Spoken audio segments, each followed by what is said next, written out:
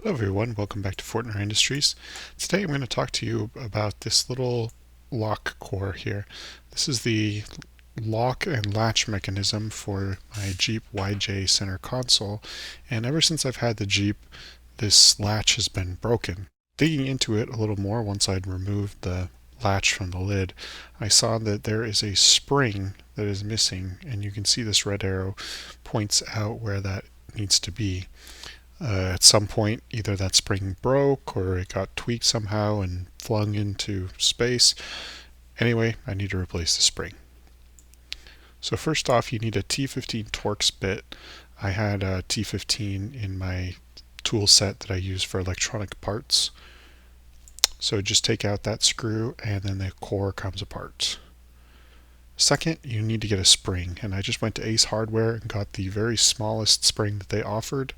I believe it's called the T1 spring, and it's way too long for what I need, so we'll cut it down.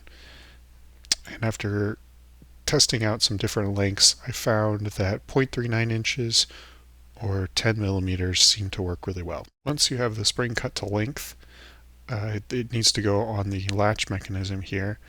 And to help hold it in place while I was wiggling it back into the housing, I super glued at the contact spot right there that you can see. And then you simply rebuild the assembly again, put the latch mechanism back in there.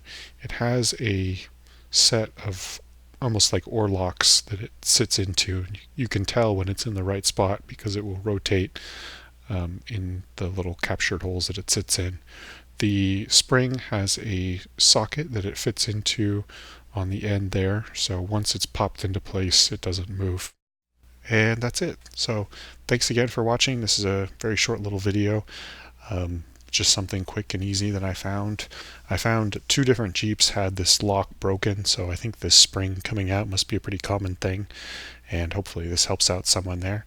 If it did help you out, go ahead and give a like, and if you're interested in other projects such as this, subscribe to my channel. I do things like this, tinkering on my Jeep, on the Miata, and doing all kinds of 3D printing projects for around the house and on my arcades.